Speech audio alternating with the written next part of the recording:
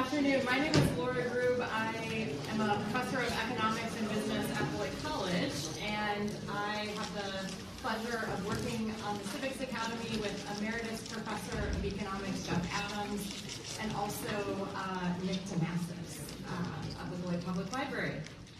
We are delighted to have you all here today. Fantastic crowd.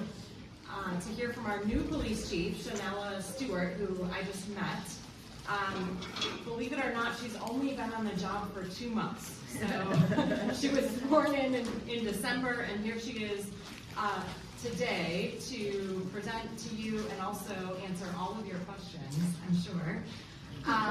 Chief Stewart comes to us with 20 years of experience in law enforcement in Oak Park, Illinois. She has a background in community policing, investigations, and also leadership within the department.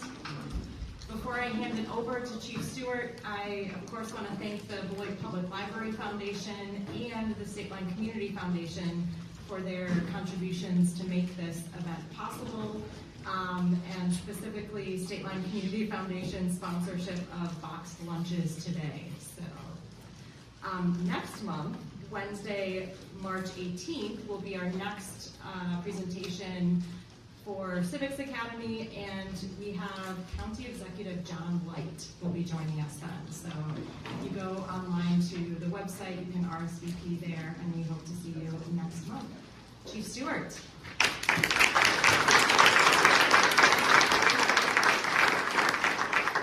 Thank you all so much. Thank you for having me representing the City of Beloit City team and the Beloit Police Department.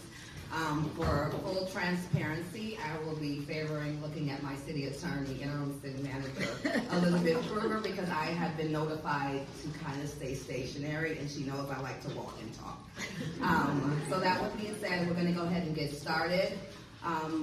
We're going to focus on one of the concentrations from the city team that we're looking to implement. We have currently began the process of putting systems of accountability in place to focus on community-oriented policing.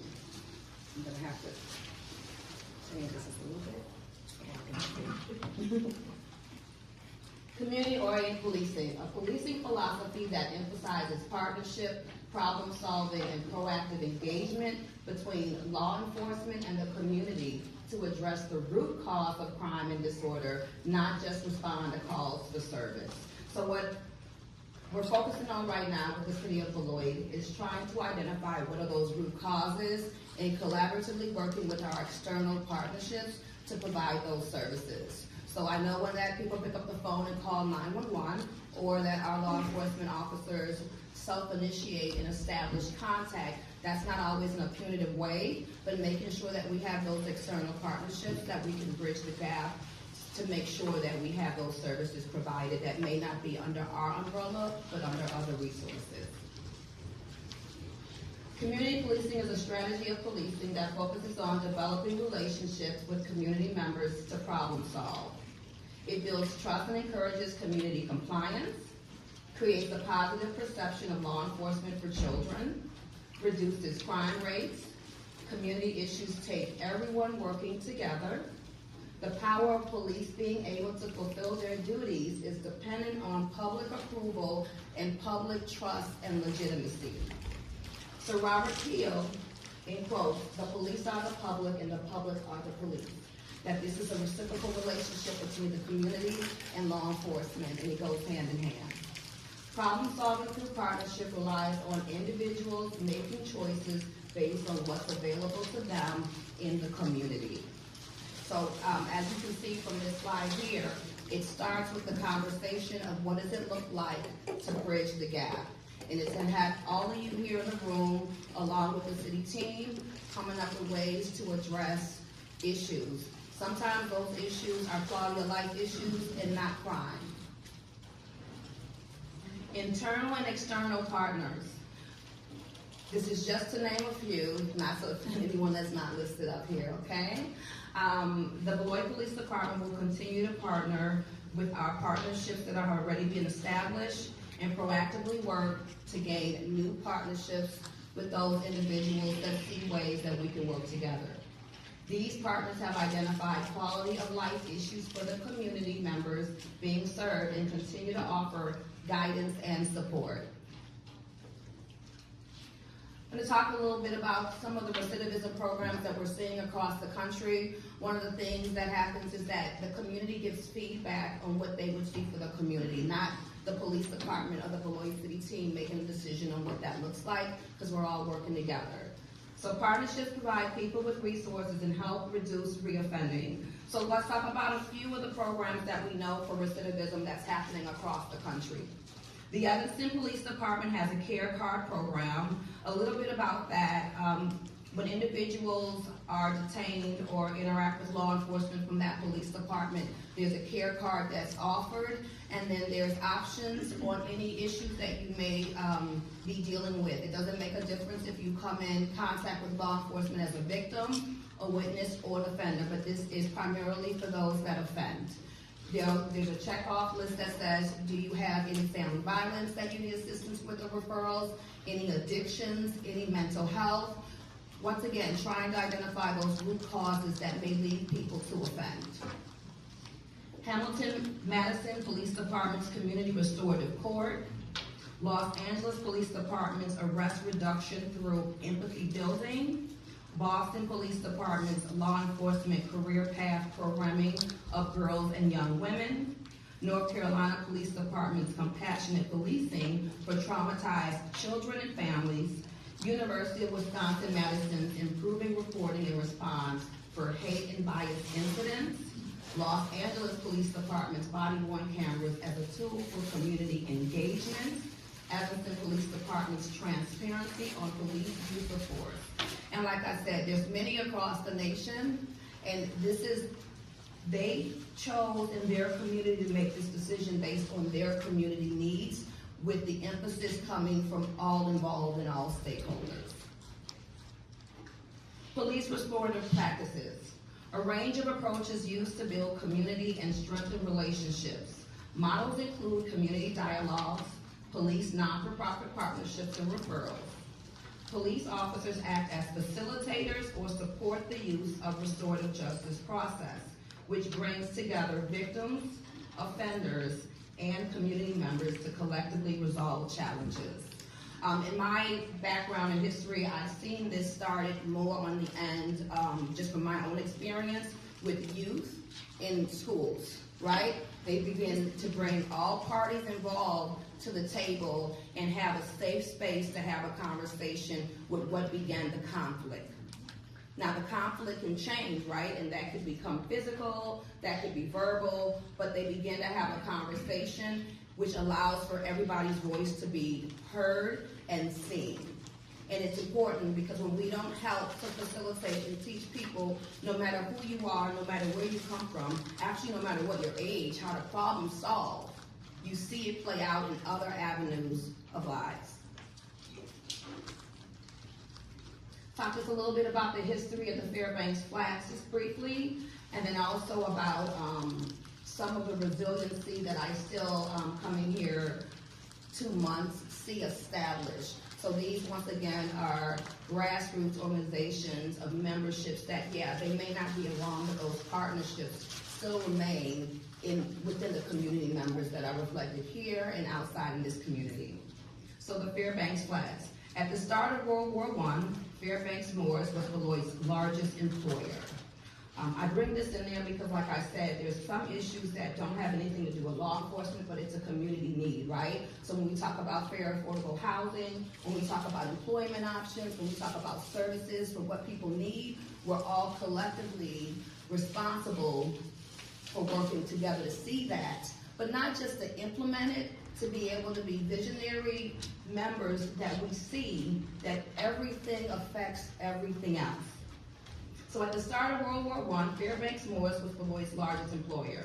In 1914, the company began to produce a marine diesel engine requiring more workers. Black families from the South migrated and were promised work and housing. Fairbanks Morris brought in J.D. Stevens from Tuskegee Institute to start the YMCA for Black youth. The Fellowship of African American Men Youth Basketball Program, FAM, established in 1968 in Evanston, Illinois. I thought it was important to incorporate why I have a passion for community policing, what I saw in my own history growing up in my community, and how I can see the partnership between law enforcement and community, and what that looked like for me. Leadership for me is vulnerability, and having people to understand why I lead in the way that I lead, and maybe what my experience was growing up in law enforcement. So FAM offers basketball and cheerleading programs to middle school students. The mission is to provide a nurturing environment and positive role models for all young participants during a critical time in their development, while teaching life skills. The men who founded FAM were inspired by Harambee, a Swahili word that means, let us pull together. The founding members of FAM were Jean Bell and William Logan. William Logan Jr. was best friends with my grandfather, William Stewart, and they both were known as comrades, playing basketball and football together at Evanston Township High School. Last year, the Evanston Roundtable newspaper, or a little bit longer than that, remembered the reflections and the legacy and life of Bill Logan Jr.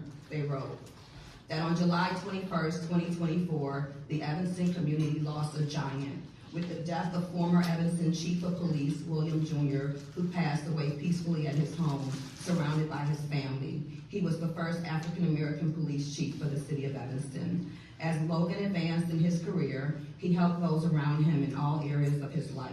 He was a beacon of strength, grace, and service to the Black community within Evanston, his brothers and sisters within law enforcement, youth, young adults, and the greater community.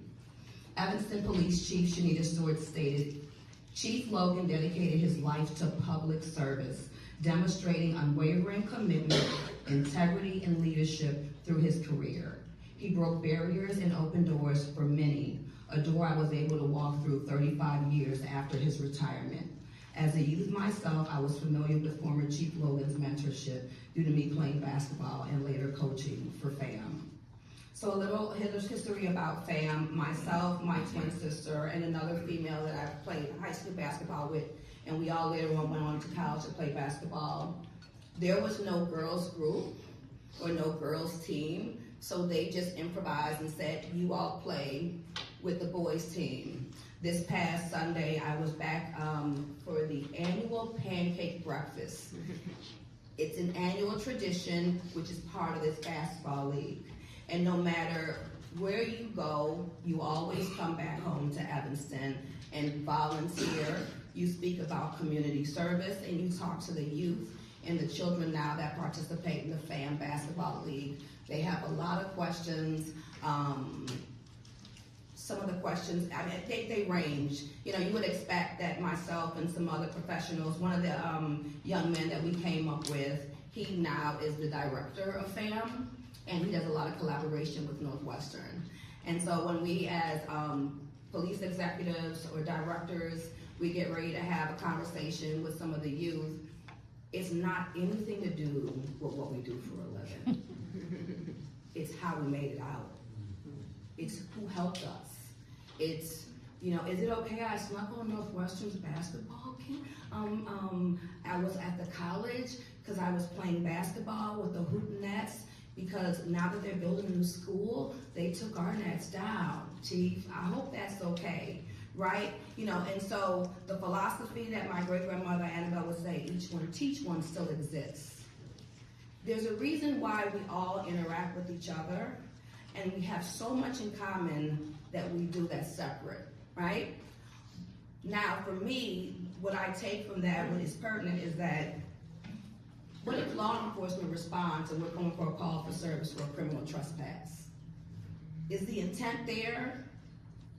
Or maybe there's a recreation center or a school that somebody had in a neighborhood that was everything they knew and wanted to be, right? And so it's not changing that call for service. It's law enforcement understanding that we are guardians to a community. And that's our job. And in every interaction, we're not preparing all the time physically for training for something with weapons. We're also training, opening our minds and our focus cognitively on how we view all community members. Building partnerships. I found that partnering with youth through recreational programs, sports, and houses of worship have been beneficial when establishing trust and legitimacy. Youth can play an important role in both strategies in community-oriented policing. Youths often are part of community with whom police work to identify and address problems. Police might encourage youth to participate in activities such as police athletic leagues, which were designed to prevent and reduce the occurrence of juvenile crime and delinquency, while also seeking to improve police and youth attitudes towards each other. It's important with those that I lead that sometimes when we show up, we may be in uniform, we may not be in uniform. We may be invited to family functions. We may be going to graduations, because we are also proud of those community members when they succeed, because when they succeed, we all succeed. I'm gonna show a video that just came out recently from Dr. Gio Logan, former Chief Logan's son. And the reason why I'm introducing it to the community is because the importance of how he views and how where I come from, we not only say community, we say village, because a village is a responsibility of all of us to make sure collectively that we hold each other accountable and that we do the right thing. And the way that literacy provides opportunity and how that all is intertwined.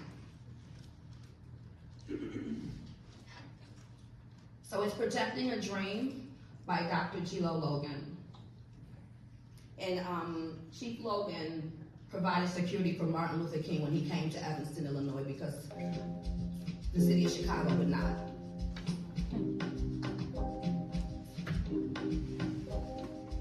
What does it mean to protect a dream? Sometimes it begins quietly on the front porch with a rocking chair, a story, and the love of elders who remind us who we are. For Chief Bill Logan Jr., those lessons began with his mother and father in moments of listening, learning, and being seen. Protecting a Dream tells the true story of Chief Bill Logan Jr., a young boy shaped by hard work, discipline, faith, and community. From the factory floor, to the basketball court, to the YMCA on Emerson Street, each place became a classroom. Each challenge, a lesson. Each moment, a seed planted for something greater. As he grew, Bill learned that strength wasn't just about power. It was about responsibility, service, faith, family. Whether in uniform, on the field, or at home with the people who loved him most. He learned that leadership begins with character.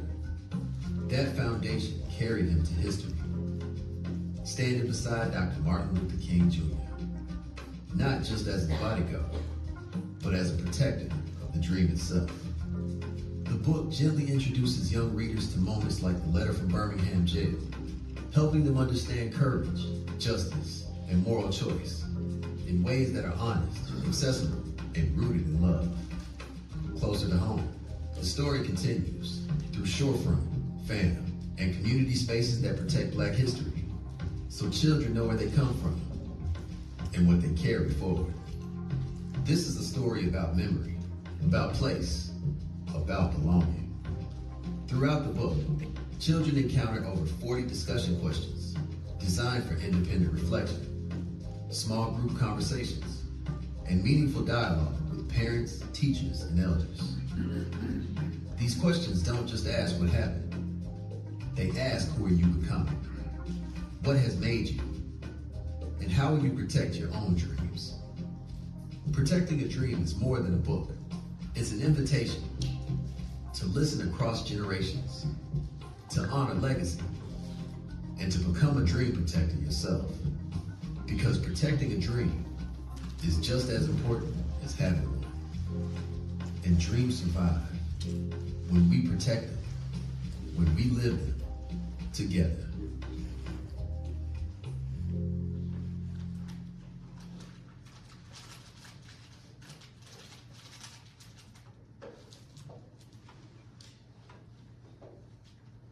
I want to take the time to personally thank City Attorney, Interim City Manager Elizabeth Cooper.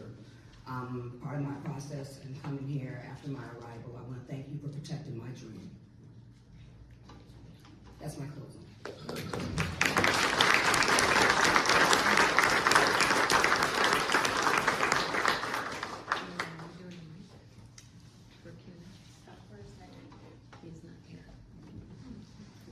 Hey, how you doing? Can we ask a question? Yeah. Who's got the first question? Front row, I think. All right, let me know who the second question is so I can take it right to you. Okay, wait a minute.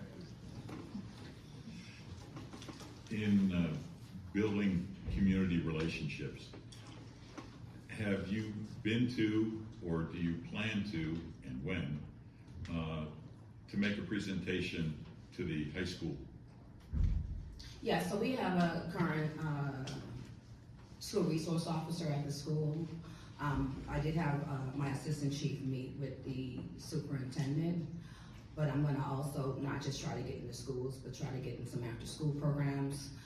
Day before yesterday, I was at the Boys and Girls Club having a conversation about the resources available for those youth and children for the after school programs. The transportation, had a discussion about what looks like children riding bikes and the safety of children going from one location to another. But yes, absolutely. I was in the schools before. I don't think that you have to necessarily be a school resource officer to be in the schools. I think that you can have a buddy system. You can partner with families for mentorship. And there's a lot of, and I attend games and support, you know, graduations and plays and musicals. Just showing up and being present is important sometimes for youth. Yeah, well, I just think, you know, you've got a large crowd today because Yeah. people want to see you, want to hear from you. I think Yes. at the high school, for students to know who the police chief is, to know a piece of their vision of what they see their job and what their dreams are for this community. I think that's important. I actually agree. I think that's an awesome question. Thank you for asking that. Just another question. I want to congratulate you on your position. But Thank you. for 11 years, I served as a police chaplain in Beloit, and I'm just curious, what's your plans for the chaplaincy? Do you plan to continue it or expand it? Or how do you plan to use the pastors in town for police chaplaincies? Yeah, so faith-based organizations, I continue chaplain programs. I don't think chaplain programs for me are not always only for the police department, it's also for the community. I think that I plan on being intentional to diversify the chaplain program. I've been at a place where there was a chaplain program and I said to somebody, because I had a relationship with a rabbi, and there was no trust and legitimacy with the person they chose to give me as a leader, that, you know, if something was to happen because of his established relationship and require my family to contact him. So I absolutely agree with it. But then I also ask that you all help me. If you're interested on helping and supporting, you know, you can make that known also. Hello, Brandon Buchanan, obviously Vice President of the Police and Fire Commission. I had an opportunity to sit down with Sheriff Bell a couple weeks ago, and he spoke very highly of the early communications that the two of you have had in working together. And I was wondering, and that made me think, how has your outreach to other police chiefs, and obviously the sheriff in the area, gone, and how much of your work is kind of, I hate to use the word siloed, but focused primarily in Beloit versus making sure we have those regional connections and that regional cooperation? So I've already began those partnerships. I attended the Wisconsin Associations of Chiefs of Police last week in Wisconsin Dells. Continued that partnership, met individuals, just had a meeting yesterday with the FBI for this local area, and I keep current with PERF and other municipalities, but also things happening across the country. Next. In the back. All right, and Brandon, that was lovely introducing yourself, so why don't we continue now? Okay, I'm Martell Jacobson, and a former member of the Police and Fire Commission. With nationwide, there's such a shortage of police officers. Could you talk to us a little bit ideas and plans for recognition and retention, recruitment and retention of police officers? Okay. Well, I'm always recruiting, as you can see. Do you have a flyer on your table? The Beloit Police Department is hiring. I'm becoming the brand ambassador. Yes, that's always occurring. One of the things with recruitment is that we want to, I want to ensure through the community that we hire individuals that understand our vision and our strategic plan for the city of Beloit. And that they have the same moral and truthful and integrity compass that we would expect in those that police the city. And once again, having that guardian mindset. The retention, I did a lot of research into and looked into feedback from exit interviews for retention. I looked at feedback from this community when what you all were looking for in the next chief of police for that stakeholder. I also had implemented and have completed a individual anonymous one-on-one interviews with staff that want to volunteer. And I also did anonymous surveys. And collectively taking into all that information for retention, I make the decisions that's best for the city.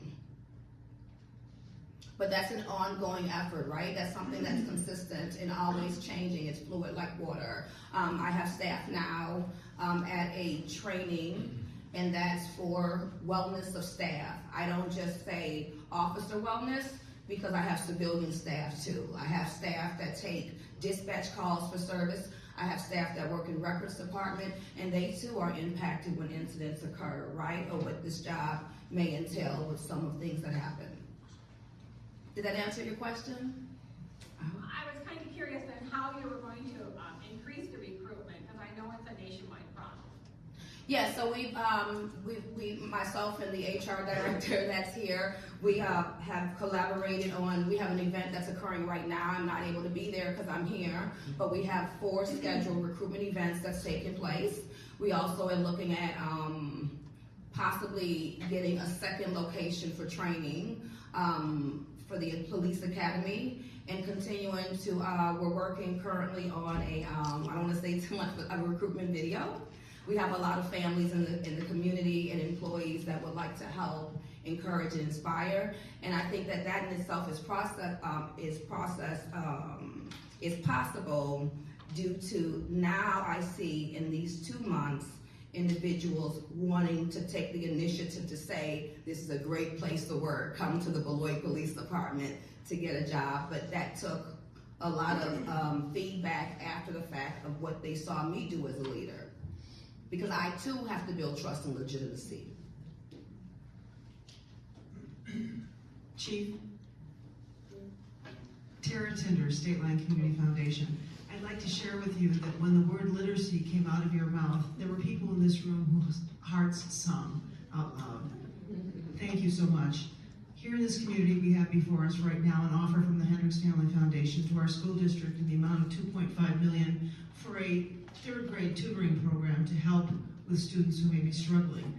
The State Line Community Foundation on the other end of the age spectrum has a program, Early Childhood Brain Development, from 0 to 5, understanding that we are working with families to build those skills about how to play, talk, and read to your children. Because we ultimately know, and I think you do too from what you said, that literacy matters in the success of not only the people who live in the community, but those who come to visit, and ultimately the people who go through our system and go on to get good jobs. So I want to thank you so much for saying that one word today.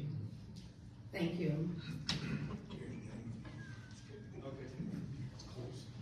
I was just curious if you see the size of the police force changing with the upcoming casino opening later this year.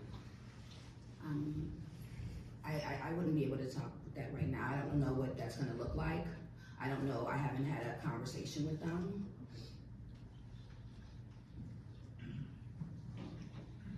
Right over there, and then I'll go up front, and then I'll go over there.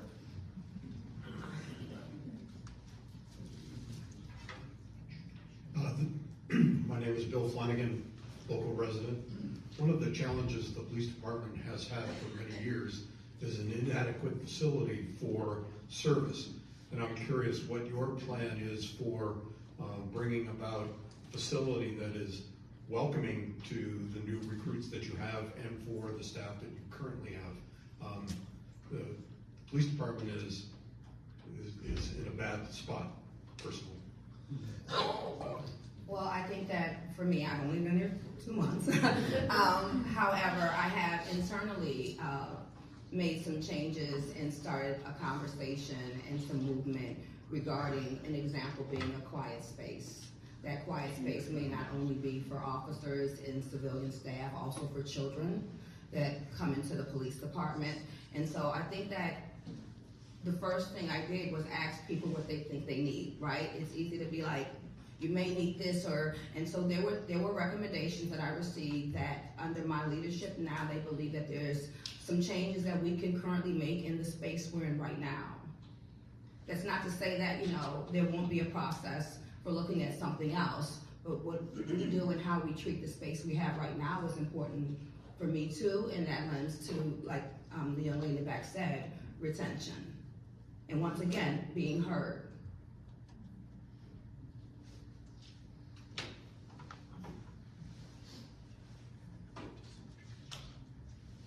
Yeah, I'm Carol Fox, I'm on the school board. So the idea of compassionate policing resonated with me greatly. I think that's wonderful. Mike is not really a concern. The term restorative justice has gotten sort of a reputation for meaning no accountability, no discipline. And I was just kind of wondering how you might respond to the idea if people get upset about the idea of restorative justice. For whom? Restorative justice for whom? I'm asking. My understanding is that people think that restorative justice means that we're really not disciplining children and we're really not holding people accountable for their behavior. So for me, I look at restorative justice is fluid for me. Restorative justice is implemented with officers too, right? The need to be heard, the need to have representation, due process. This is the first I've heard. I thought someone said that before, but where I come from, restorative justice is being fair, it's allowing for voice, it's being impartial. And so that is allowing for people, no matter who you are, to have whatever fundamental rights are given to you. So when I think about restorative justice, just personally for me, I think about the first 10 amendments in the Bill of Rights and the Constitution of these United States. So for me, restorative justice is a positive word, but that would just be for me because I treat people fair and with dignity and respect no matter who you are.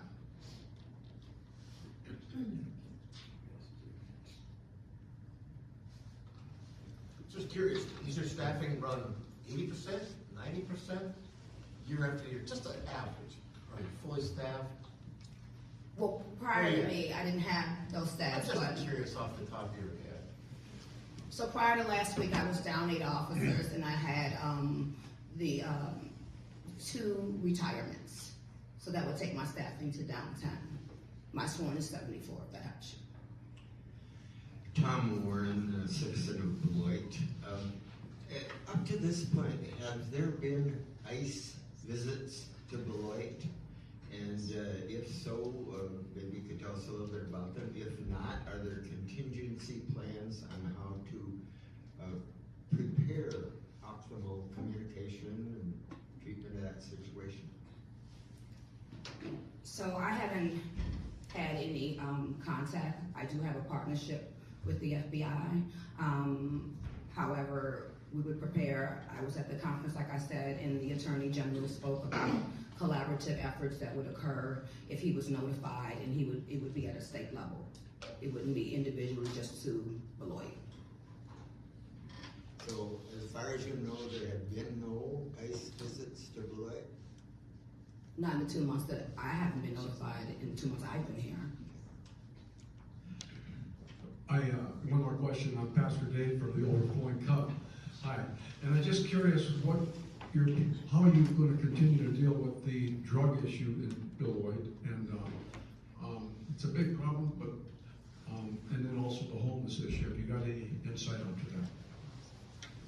Yes, and so one of the things that I'm looking at is when I speak with my violent crimes team and other divisions and even patrol, making sure that if there's individuals suffering from addiction, that we partner with agencies that can provide them help.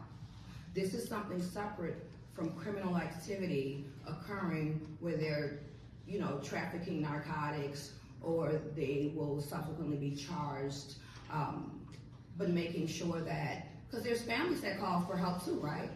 That maybe there's not an active use of addiction, but that they're calling the police because they may be having some sort of family crisis that occurs, and that's what I was saying earlier, ensuring that we diversify our partners to make sure that those situations that are not all scenarios that a family may deal with may need an armed officer to respond.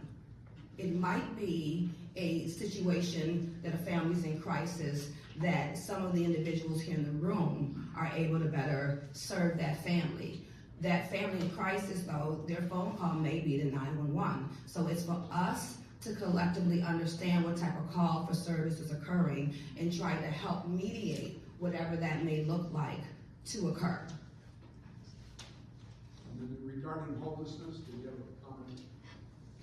Yes, I spoke to some of the, not just unhoused individuals, but also some of the sites in town, for example, the hospital that also has warming centers, because you'll see a population of individuals that are unhoused. Also, we had the storm advisory, maybe like a couple weeks back.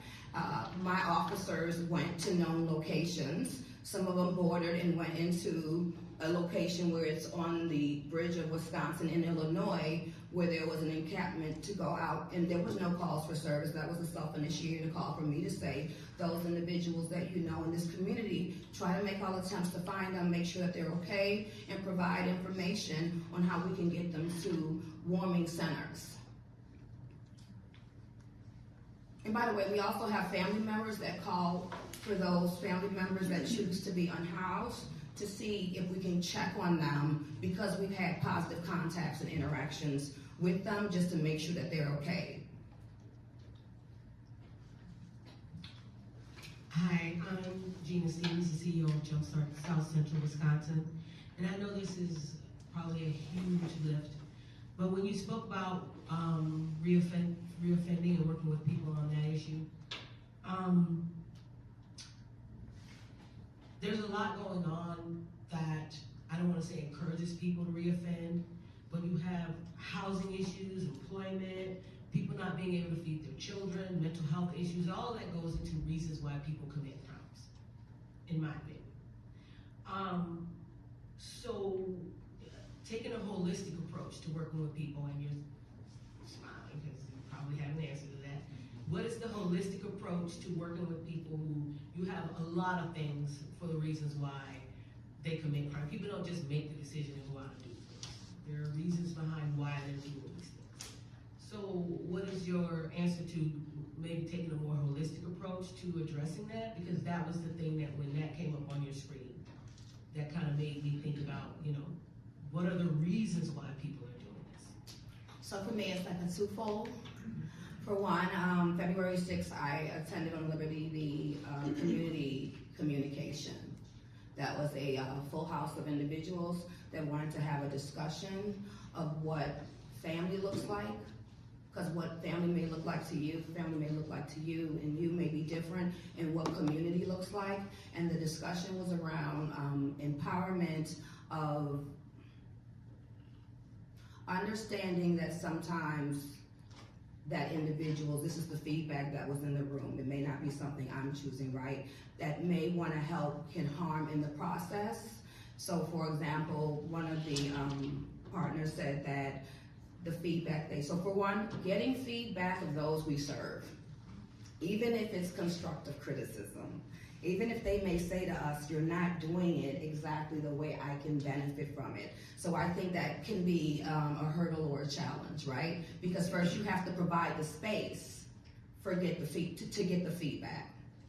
So one of the conversations was, I need help from a particular agency But every time you talk negatively about my family member that caused us to get services, it builds a barrier where I don't want to return back to you.